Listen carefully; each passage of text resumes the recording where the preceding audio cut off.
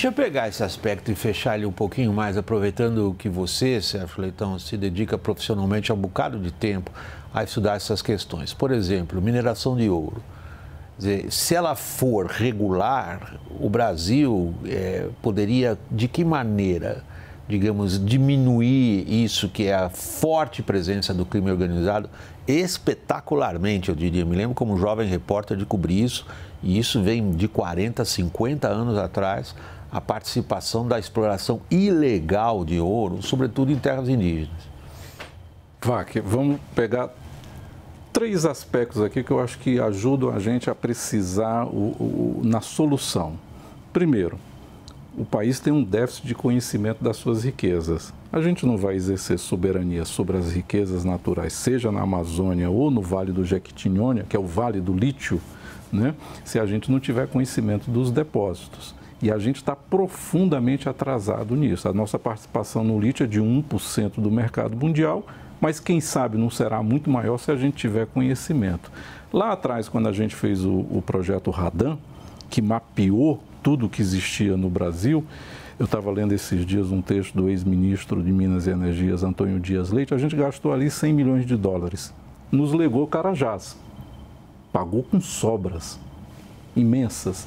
Né? E por que agora a gente não está investindo exatamente nesse mapeamento? Então, por que não está? Porque não é prioridade. Então, se a gente não fizer isso, soberania não haverá. E o terceiro aspecto? Número 2, esse é o primeiro. Esse é o primeiro. Esse é o primeiro. A gente precisa conhecer, a gente só protege aquilo que a gente conhece. Número 2, a gente precisa ter coordenação. Se a gente quer ter uma disputa com os grandes produtores de minerais estratégicos e críticos, isso não se faz sem coordenação.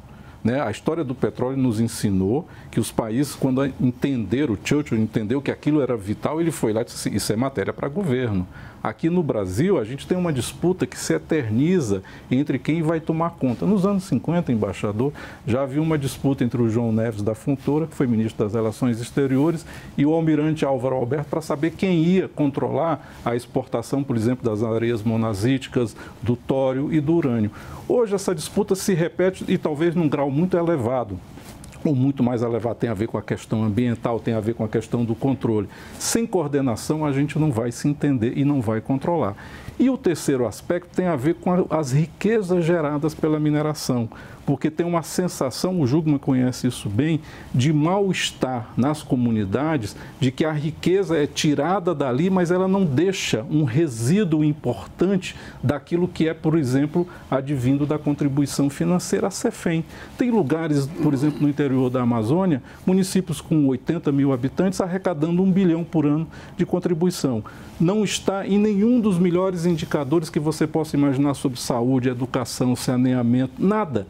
Nada. Então, é uma atividade importantíssima para o país, mas que precisa resolver essa questão e o IBRAM, inclusive, mistério a gente reconhecer, está preocupado com isso. A partir dessas 3 questões, a gente consegue resolver, né, essa que foi colocada para você, que é isolar o crime na Amazônia. Isso foi possível de ser começado a ser feito em relação ao ouro. A gente tinha uma situação de profunda ilegalidade no comércio do ouro. A gente mostrou, né, por exemplo, que 90% do que foi exportado para a Europa provém de áreas com suspeitas gravíssimas de ilegalidade, mas a gente está mostrando agora, num estudo lançado pelo Instituto Escolhas, que a produção registrada dos garimpos na Amazônia caiu nos 7 primeiros meses de 2024, 84%, graças a 2 medidas simples que o IBRAM apoiou. Nota fiscal eletrônica era em papel. Imagina, você compra um pão na padaria, a nota fiscal eletrônica. O ouro, com a movimentação de bilhões, era nota fiscal em papel. E acabar com uma coisa que se chamava presunção de boa-fé. Todo o comércio do ouro tinha, a priori, uma presunção de boa-fé, o que o isentava de apresentar documentos.